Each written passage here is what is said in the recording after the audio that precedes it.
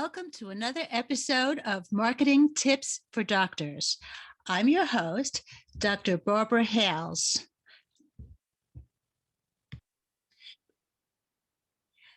Today, we have chosen for our physician showcase of the month a really extraordinary physician by the name of Dr. Cho Lin Moy. She is a natural fertility expert trained in East Asian medicine who helps couples conceive naturally using her fertility protocols and Chinese medicine. She's the founder of Integrative Healing Arts in New York City, which utilizes acupuncture, herbal medicine, and energy healing to treat patients. Cho has over 19 years of experience in alternative and Chinese medicine and is a licensed acupuncturist and herbalist. She is also the best-selling author of Will I Ever Get Pregnant? The Smart Woman's Guide to Get Pregnant Naturally Over 40. Cho is a contributor for Mind Body Green and has been featured on Dr. Oz, The List TV, Good Day New York, WNET Metro Focus, Fox 26 Houston, ABC 15 Arizona, Bold TV, numerous podcasts and publications like Well and Good, Insider, Parenthood, Eat This, Not That, Parents, Best Life Online, and multiple other places. Welcome to the show. Thank you so much for having me. Well, you have such an impressive history, but speaking to you, I really was quite inspired. For those people that are not quite sure, could you explain to us the health model of Chinese medicine and East Asian medicine? Absolutely. What I'll do is I can look at how does it different from a Western model, right? So a Western medical model, you're going to get a diagnosis of your problem, right, and then you'll get a prescription or surgery, right? And with Chinese medicine, the perspective understands what is natural, the natural state of health for the body and actually how to get it there. And so looking at all aspects of a person's life, their genetic, like their history, their environmental, their state of mind, the foods that they eat, the exercise, the activity, their sleeping, and really important, what are they also thinking, like what are they doing, and there's another aspect too, is like the environment in which they are in many cases we as humans living in a kind of city in boxes is really not our natural environment, right? And so the feedback that we get also affects our health, right? So this is where we're kind of detached from nature, and also let's say the universe, right? And having that connection to the world at large. And so looking at that, there are different branches of Chinese medicine, but the big part about it is the person is cultivating their health and longevity, right? And there's a collaboration that is happening there. Well, fortunately, we are starting just really the tip of the iceberg to see that instead of just treating symptoms or diseases, that now we're focusing on changes in lifestyle, changes in our nutrition, and also, our energy levels to try to achieve maximum health and focus on prevention instead of just treating symptoms as they arise. Would you say that that's really the focus that has been on Western scientific medicine, their model? And how do you see that we're starting to shift? Um, well, I see that it's very challenging for when someone has been trained in more of that model, which is very, I would say, reductionist, like looking at like something that is, oh, this is the problem, and then this, you're fixing it, versus really kind of zooming out. One of the things with the Western medicine, it's a very science model. And so the elimination, looking at like very, something very small, and then looking at that is what it is, and kind of disregarding more of the individual that is being treated and how they are the ones that can promulgate their health, right? So you can, you could give someone a diet, but if they're not going to do it, then it's not going to work, right? And we know with things like, okay, oh, you're overweight, let's do bariatric surgery. Yes, they'll lose weight, but they're still not healthy, because all of the other things that were in place before are still happening.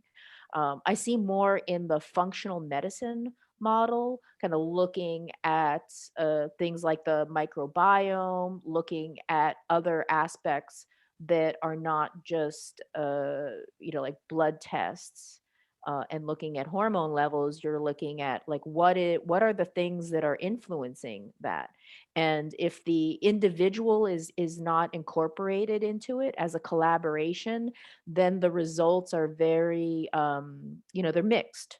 They're yeah. So it's having the person get excited about the power that they have to make changes is going to make a difference, right? Because otherwise physicians are kind of stuck with like they're doing their best with the tools that they have, but those tools are just not enough. And so you have to look at, it's hard to kind of like want to fit it into a particular model. And so I do see that there is a departure, and of course, looking now in terms of mental health, since we're actually in May and it's mental health awareness, that the latest is looking into plant medicine in terms of for helping with things like depression, PTSD, addiction, and end of life care, right? And so this is a very different way of looking at healing, or how uh, let's say psychoactive plants are going to affect somebody's outlook, and then they can actually receive things like therapy, like psychotherapy, right? So let's say someone says, I'm sold, I'm all in, and I'm going to take herbs to improve my health and feel better. As we both know, there are places that may be selling herbs that are not optimal quality. How can a patient make sure that they're getting what they think they're getting? Should it come from you, the physician, or is there a place that they could check to make sure that the herbs are quality? How does one go about that?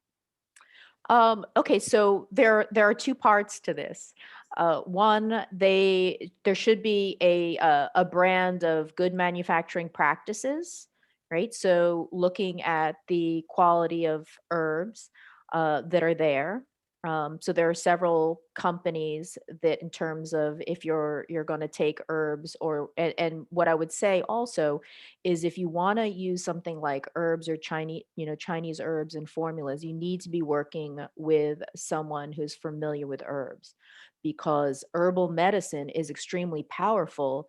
And just because it's natural, and because it is under considered like a food substance, right? Because it's not a pharmaceutical.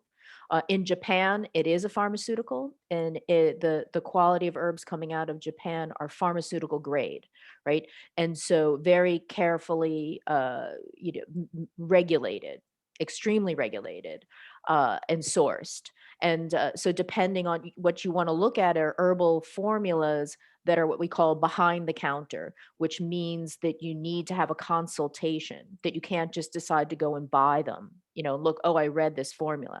The other thing too is that the the model of medicine and the patterns when you're using herbal medicine is different from a Western model, because The symptoms may look the same, but what you're looking at is what is the underlying cause.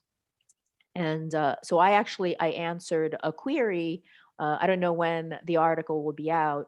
Someone was asking in particular about an herbal formula for urinary tract infections. And they were asking, oh, does it work? And studying herbs, when you treat in East Asian medicine, you're looking at where is the person, you're treating the individual, so it's very personalized. And where are they, let's say the disease model. So someone who has recurring yeast infections, you're looking at underlying, there's something going on, right? Or, maybe they take antibiotics, it goes away, then it comes back. And so the issue is something else continues to progress. So you're going to get into that cycle, and you're really treating the symptom. And then at the same time, we know that excess use of antibiotics destroys the microbiome, and then you start to have yeast infections and other things. And so getting back to the story, this particular formula is only really used in the case when someone would have like blood in their urine, abdominal pain, like really like serious, full on, infection, go very serious. And it's not used for prevention, Mhm. right?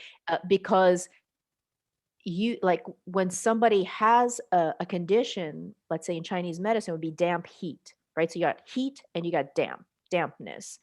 Something is happening, and the heat is coming through. Is You're trying to get rid of it through the bladder. Also, we know heat goes through perspiration, right? When you're overheated, your body sweats. You have a toxin. It's gonna go through your bladder, or someone might get diarrhea, right? The body's trying to expel it. And so what'll happen is in the bladder, you're going to have more of this heat accumulation.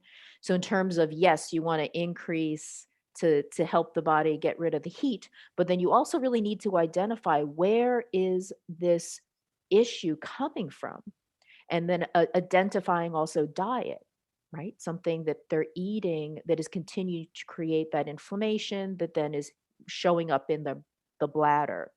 And so there are many other things that you can do for prevention once this very acute situation has been addressed, right? Then you have to really go back and look at other things and the constitution of the person.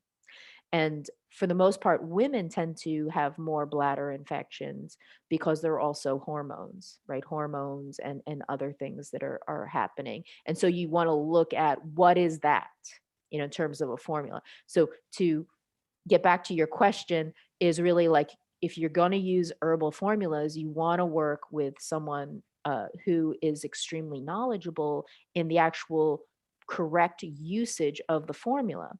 And then it's really going to work. But if you take that formula instead of taking an antibiotic, you're kind of mismatching use, right? Mhm. Now, getting to acupuncture, most of us now have heard of acupuncture to alleviate pain when a person is in chronic pain. But, how does it really work? And the second part of that, which we could probably spend all day discussing, is how does acupuncture help with fertility? Oh, okay. So, uh, acupuncture, from, let's say, Western research, we know that it actually uh, stimulates the central nervous system to release neuroreceptors, specific neuroreceptor neurochemicals, which create a sense of wellness and help the body go into parasympathetic, which is rest and digest and healing, right? So ultimately, being able to heal, your body needs to get into that space in order for everything to work. If you're in a state of fight or flight, sympathetic, what'll happen is the body is going, full steam ahead and not in the rest cycle. So we look at, yin and yang balance. It's the wave, the cycles, like the circadian rhythm is really this aspect of our body being able to heal. When someone is not healing, right, under certain circumstances after several weeks, if someone is in balance and healthy, they will naturally the healing process will take place. If it's not taking place, then we know that their body is out of balance, right? Out of right balance and needs help. And so the acupuncture is going to help to bring that body to that space on the one aspect. Uh, and Also like looking specifically at points addressing the pattern, the same as when I was talking about the herbs, looking at that person's constitution and how that what they're experiencing is part of them, very personalized. It could be more emotional things that are happening that cause, they get upset and then they get stomach acid or their back goes out or they can't sleep. So looking at all of those things that are affecting what their symptom is, right? So we're looking at where are the little pieces that are, let's say, disconnected and creating the dysfunction. Very close to like the wheel on the supermarket cart. If it's slightly off, it like pulls everything off. So we're looking at how the acupuncture is going to bring the body into its natural state of healing so that it can heal, right? Then we're looking also at very specifically the interesting thing about acupuncture points is that they do have a different resistance, the real ones, the electromagnetic field. So we can look at that the acupuncture is addressing our own bioelectric field, right? Which we have to look at in terms of healing. So we can say this is why it's energy medicine. All medicine has an aspect of energy medicine, right? Even the chemical exchange has energy to it. Positive, negative ions are energy exchange, right? So this is one of the ways that acupuncture works. Also, the body and the mind connection. When you feel your body going into that state, then you're able to also identify, like, wow, when I'm upset, I can feel the blood rushing to my ears and be aware of myself so that if something is upsetting, I need to do something about it. Like, really take stock of, I have to make changes so that I'm not upset all the time. Right. And without that experience, it's hard for people to make the connection to make the change. Uh, Getting to, and then also physically stimulates blood circulation, movement of lymph, and etc. And it is part of the nervous system. So bringing the body, mind, and the nervous system to awareness of the areas that need addressing. Because we also know that there is that window, right, of healing. And if it doesn't, the body will heal to a certain degree, right? And when it's functional, it's done, right? But it doesn't mean that it's in the best shape, which is why, you can sprain your ankle, it heals to a certain point, and then you're able to walk on it, but it's always a little bit of a problem. So being able to fully heal is what we're looking at, right? And within that time frame. And if it doesn't, then that means we need to look at many different things. And then with regard to fertility, fertility, and in particular for women, but also it's a big issue for men. There is blood flow, there's stress, there's the inflammation, there is the emotional toll, all of those things, the microbiome, and acupuncture is a non-drug, right? So it's something that helps the person to get healthy, right? Because fertility health is a reflection of overall health. And so looking at the model of if you want to get pregnant and have a baby, have a healthy pregnancy, have a healthy baby, you need to be healthy. That's it's not a like all of the numbers when we look at them, the hormone levels, the FSH, the AMH, the progesterone, the estrogen, the lining, all of those numbers are saying something is off that needs addressing, right? And oftentimes it could be you- s- trauma, from like worry trauma. We call worry trauma that gets stored in the body and creates a block, an energetic block, and that needs to be also released.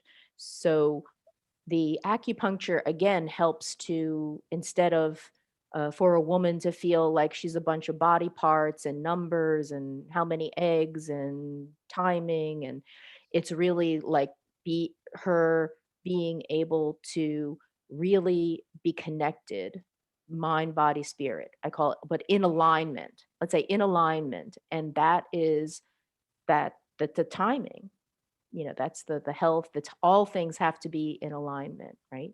We're looking for Sure. miracles, right? Having a baby it's more, there's more, it's more than hormones, right? It's more than biology and hormones, that's for Absolutely. sure.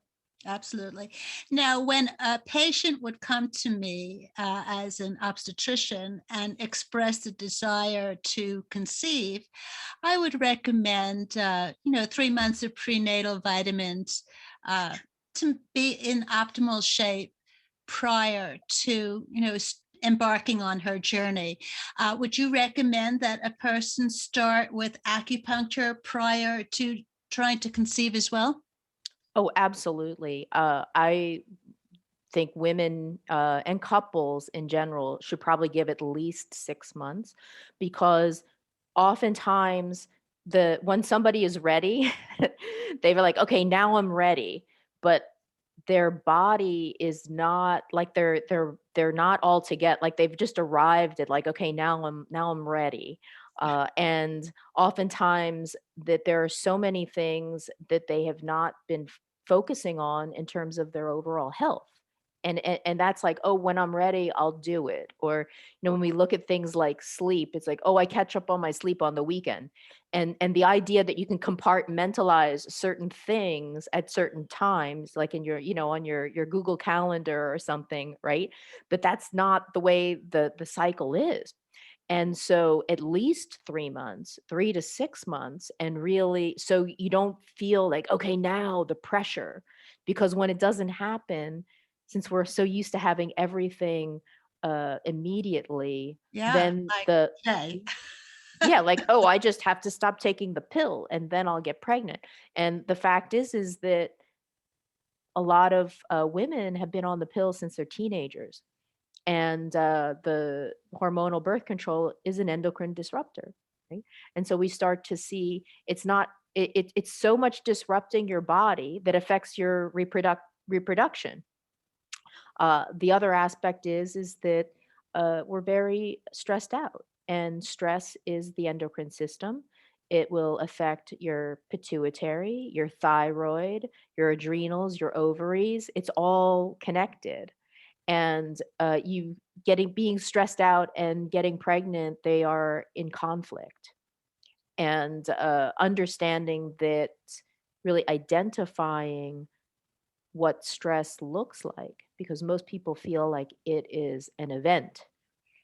But the fact is that every time your phone buzzes, to say you have a message and you get that little uh, the constant low grade stress that we're under, including environmental, right? Like pollution, noise, poor sleep, all of those things contribute. And really give yourself at least 6 months, I would say even to a year, to just get yourself into order to then be able to take it on. So it's really kind of like it's like a marathon. You got to train, over time to then be really ready. And so, yes, I would say prenatal vitamins, definitely a probiotic, because of the microbiome, as you know, in the vagina as well as the gut, are going to make a difference. And so that needs to be in order to reduce inflammation too, right? And maybe there are infections, like there's lots of little inflammations are going to create a problem. So absolutely. And the issue too is our diet. It's not just our diet is poor, the quality of our food is poor. And so we do need supplements. We do. I mean, that's because we just have so much that is causing our bodies to be depleted, that we really need to just do that. And then also, of course, eat well and get rid of plastics, and uh, uh, eat organic foods, and get away from sugar and all kinds of things, to kind of, and that takes time to get it out of your system, right? So easier to make those long-term changes, and you really look at it as a longevity.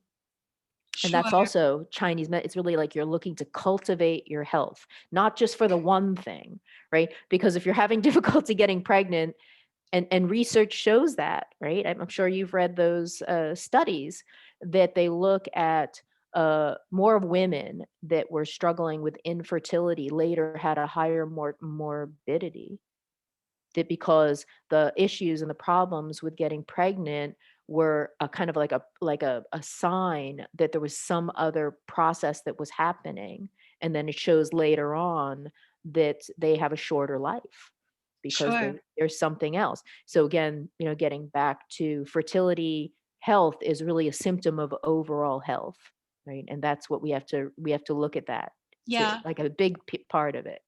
Well, I always say that stress is going to come out somewhere. So if it is not giving you colitis, if it's not giving you chronic headaches or hypertension, it's coming out someplace. It's just, you know, additional symptoms, of which infertility is one. So, okay, now you have a patient that comes to you Yep. who has not been very plan ahead kind of a person, and she understands that every medical plan is individualized, but she's stressed and really anxious.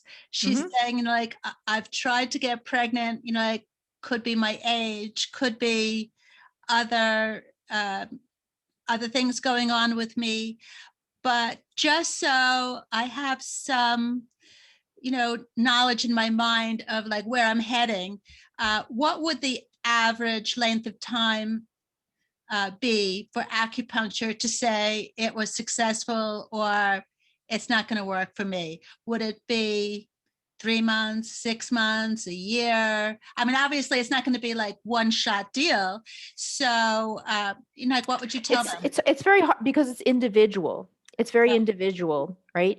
Again, it's very personalized. I've had women that have come at the age of 25, and they accidentally found out that their AMH, or their egg reserve was like that of a 42-year-old, right? And so yeah, so working to, I mean, it's not the end all, but it's really, we start to look at, biological and chronological age are not the same. And I would say for me, it's at least 3 months of like weekly sessions. And really, it's not only that. Working with me, you've got to work on your mind. I call it mind shift.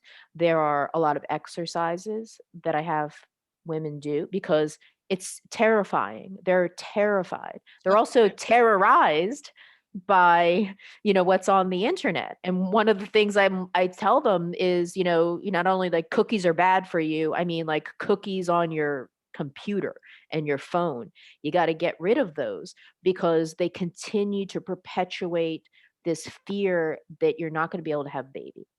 And I believe most women can conceive naturally. Of course, if you're 55 or you're 60, I mean, everybody, it's as good a chance as anybody that would have, right? And so I like to look at, after 3 months, where are we? We have a very good idea of like what is going on. Um, there is really no such thing as too much acupuncture for that, because there isn't. There is too little. People just go like, oh, I just want to do it for this long and then I want it to work. And so we're really looking at what is the expectation and how much, I mean, of course, they're participating. So if somebody is continuing to stay up late and drink their diet soda and want it to be fixed for them, then maybe we're not a good fit. They or expecting a result that we're going to increase the number of eggs that are coming out.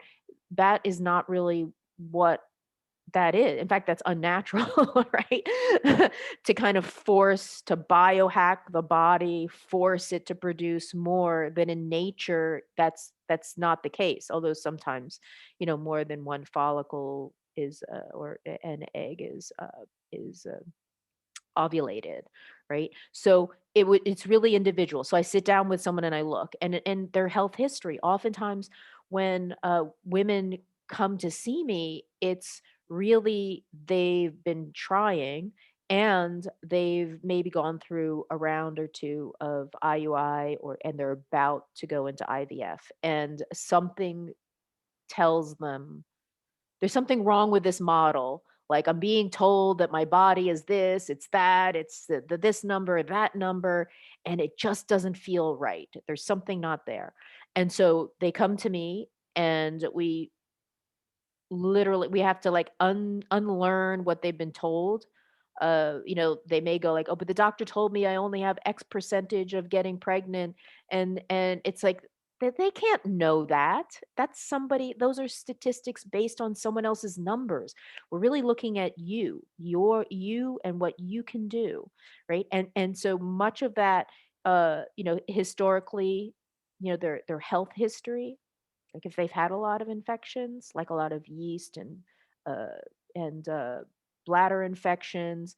I also look at, did they have mono? Did they have strep? Do they get sick? Do they have allergies? Like all of those things are going to make a difference in terms of how can we help to reduce and get rid of the inflammation. And that takes time, right? So a good 3 months, we'll have a good idea of response and if we're on the right track, right? Which we usually are. Like things start shifting pretty quickly. Uh, and also based on, again, what their health history is. Some women, they come in, they had an ovary removed, or let's say they have polycystic ovary syndrome, which is one of the most common endocrine or infertility problems that's on the rise, right? So we know that this is on the rise, and that means that we have to look at many different factors to help kind of turn it around, right? And whether they're going to go for assisted reproductive therapy or not, they need to be in the best shape. And so this is where we have this I want to say negotiation, but we have to be in agreement and really look at what the expectations are going to be and how much and always they need to be doing homework, right? So the more willing that they are to participate, uh, the success happens. It does. And for me it's very exciting, and also for them Yes. because they're Yeah. doing it, I'm just facilitating, I'm helping, I'm using the tools that are going to help them do what is natural for their body, right? Sure, sure. Yeah. Okay, so a few months go by. Yes. Success, yay! Person's now pregnant. Woo! Would you recommend that they continue with acupuncture to cut down on the possibility of uh, obstetrical loss, or even to make their labor easier? Absolutely. I mean, I work with but women throughout their pregnancy. Really important the first trimester, right? Because after worrying, so this is very after worrying, like I can't get pregnant, I can't get pregnant. And if someone has all of that fear, then they get pregnant and like, oh, this is fantastic, right? And then they're like, oh my God, but what if I lose it? Or what if there's something wrong? Or, like, and suddenly, because again, they've been, so concerned and been reading all of these terrible things, then they're going through, like, just the fear of that they're not going to be able to have a healthy baby, that there's something wrong with it, that they don't hear the heartbeat, that and so it's really like, you're going to be fine. The first trimester is really the waiting of it. You drink water, you need to make sure you're taking your prenatal vitamins and relieving your stress. You got to stay positive. We're one step, we've overcome the one thing that you thought maybe you couldn't get pregnant, and now we know that's not true, right? We've done some myth busting.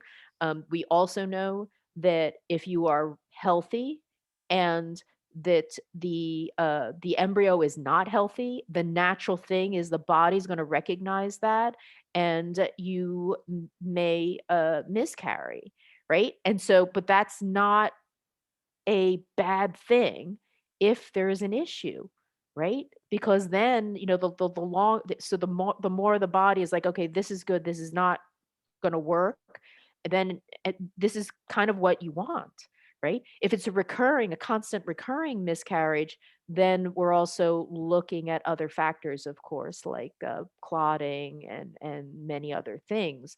And so, but the first try, it's tough. And acupuncture is really great. It's really great for calming the system down, for making sure that there is blood flow, right? And also helping as the hormones are shifting and the nausea.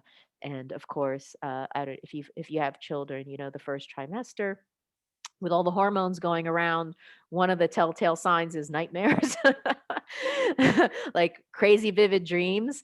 And that's usually when someone says, I miss my period for like 3 or 4 days, it's late. And I'm like, have you been having nightmares? And they're like, yeah, I'm having like wild dreams. I'm like, okay, so I'm pretty sure you're pregnant. I can feel on your pulses, but also that's a good sign because we know chemicals are moving around. Right? Okay, non-pregnant person, Uh-huh. acupuncture, kidney stones. Do they work? Do they work to prevent them from coming back? You mean during a pregnancy No, or non-pregnant person. oh, non-pregnant person. Okay, so there are different kinds of treatments. I mean, with kidney stones, we're looking at this has to do with the minerals, how they're being broken down or not being broken down. So one of the things that will show up with kidney stones often is a very tight lower back. And so we have, as you know, we've got the quadratus lumborum, and then we also have the psoas muscle, right? And the kidney is there. And so really tight back muscles can actually cause, like, kind of squeeze the kidney in a way that, and of course that's adrenals, right? That's adrenaline that's happening. And so we're looking at, yes, the acupuncture can definitely help with the lymph flow, and also just even physically helping the back to relax so the kidney is able to do its job. The other thing too is with kidney stones, we really want to look at, the diet, the different foods, et cetera, et cetera. Right. Yeah. Okay, how can someone incorporate Chinese or Eastern Asian medicine as part of their actual, daily health? Okay. So one of the things with East Asian medicine, it's not just herbs and acupuncture. It is a way of thinking in terms of longevity, and looking at everything that you're doing is to help you stay healthier, right? Positive outlook. So if you're looking like, oh, I need to exercise to lose weight, is really a very short idea versus exercising every day, I'm increasing circulation, I'm helping my heart. It makes me feel better overall. I'm looking at mobility of my joints, really. So consciously choosing what you're doing because it's going to make you healthier, right? Overall, including foods. Like if it's kind of or certain habits. When if you have a long perspective and you're looking at that, then the choices are a lot easier. It's not like, oh, I want to treat myself to something. It's kind of like, I know I like the taste, but I also know that this is like one of those things that is really is not good for me, and it's counter to my idea of health and the long life, right? And so looking at every aspect and really balancing, like your family, the kind of work you do. Like if you're doing a kind of work that you hate, either you have to look at it, change your mind about it, that you love the fact that you can work and that it gives you income and you can do these other things, right? Is also like a shift, or and to kind of like not be victimy, right? And so then choices about your food, about your environment, so things that are always supporting your health and wellness, right? And so that is philosophically, we would say Chinese like that's the umbrella, is really incorporating in these philosophies. So it doesn't mean that you have to start doing Tai Chi or or eating Asian food. One thing that I will say about and this is about food because it's come up a lot this week, and that is when you look at ancient cultures and you look at their diet, uh, that much of the way that those cultures eat is based on getting the maximum nutrition, right, with efficiency. And the food combinations that are there, often things like ginger, garlic. Ginger helps stomach to digest.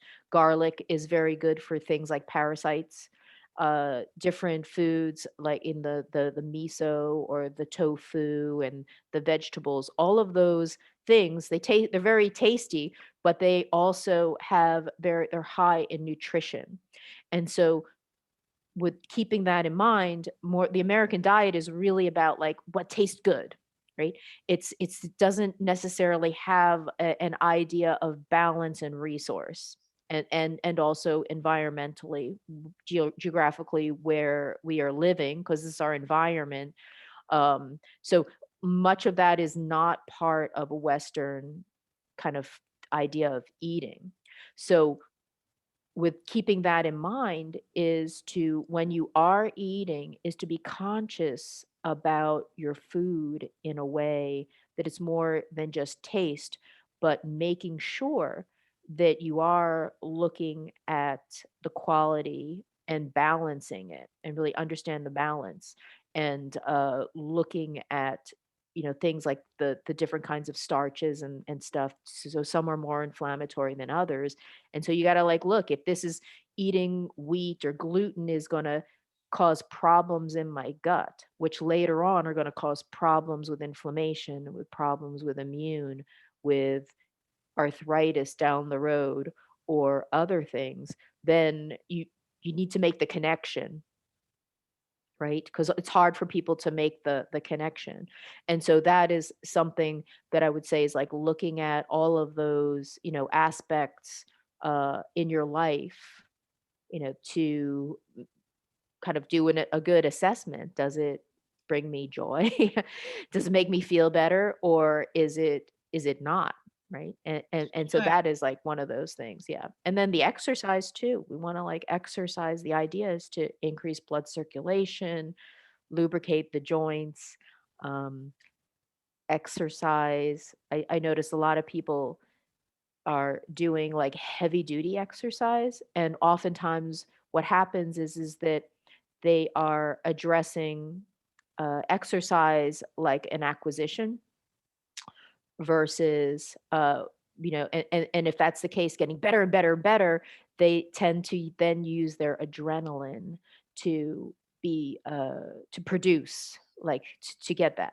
And similar, going back to fertility, a lot of women kind of attack fertility like they do everything else, like getting the job, getting the getting the house, getting the degree, it's like one of those things where you have to receive. It's a different kind of energy, and yeah, like the same with exercise. It's like everything that you do is kind of like not to be extreme, right? Because we keep the very Western is extreme makeovers, what do you fasting, biohacking, and it doesn't matter if you're using like natural ingredients.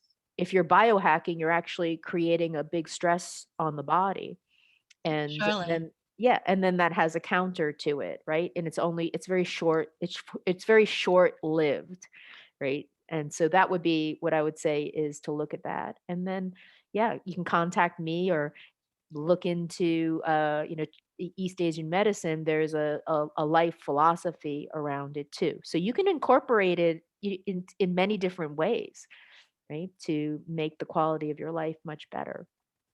We've been talking today with Dr. Chow Min Loy Min, and I wanted to remind you that she has a bestseller. She's the author of "Will I Ever Get Pregnant? The Smart Woman's Guide to Get Pregnant Naturally Over 40." And they could get that book at Amazon, I assume. Yes. Now, from listening to your episode, a lot of patients will say, you know, this is just the doctor that I need. How can they get in touch with you? Okay, so I have a website, which is www.integrativehealingarts.com.